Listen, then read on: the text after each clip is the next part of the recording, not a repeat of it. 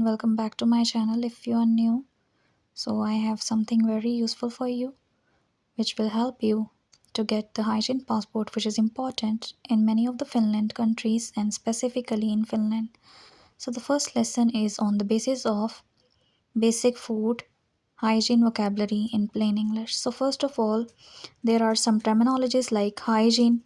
So it is all related to the taking care of health and cleanliness. Secondly, food items. So everything that a person eats or drink is a food item. Food hygiene. So it is not only related to keeping the food safe, but also food handling and everything from its operations that are involved in keeping it safe to its preparation. Now, consumer. So a person who purchases and uses service and products such as food items is a consumer or a customer. Food chain. So the food passes from primary production and cultivation to preparation and consumption. Then spoilage, so you know that rotting and it can be detected by senses. Contamination, when any microbe, these are the harmful microorganisms that can cause diseases in the body.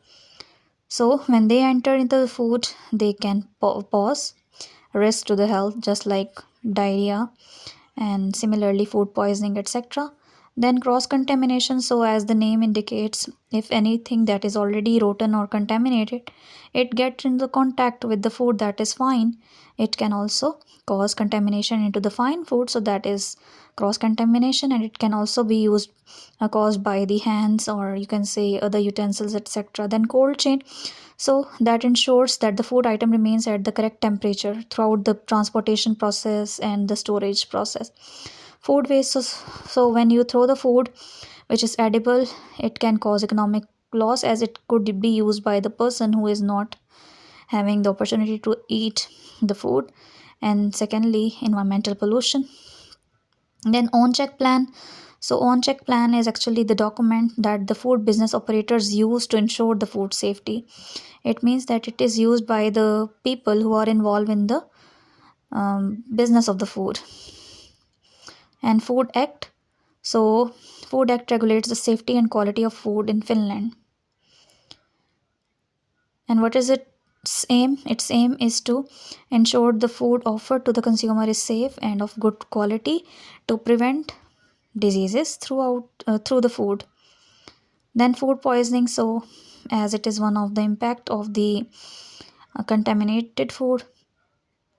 Now what is freezing? So to increase the shelf life, you know that the food contain water and it prevents microbes. It don't make the microbes to die, but it prevents them from increasing its population.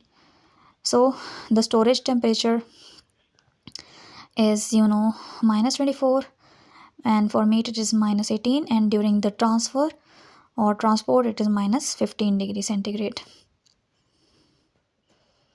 And as you know that the quality of the frozen food is always inferior, lesser than as compared to the unfrozen food which is fresh. Allergens, so as the name indicates, allergens are the substances that cause allergic reactions. Finnish Food Authority, this is very important. It is the authority that is responsible for the food safety in Finland. Then Finnish Institute of Health and Welfare. So it is again another government agency whose mission is to promote public health and well-being. And then again, to control the risks and manage, then there is another system that is hazard analysis and critical control points. So this was all about the first lesson. I hope you liked the video. Thank you for watching.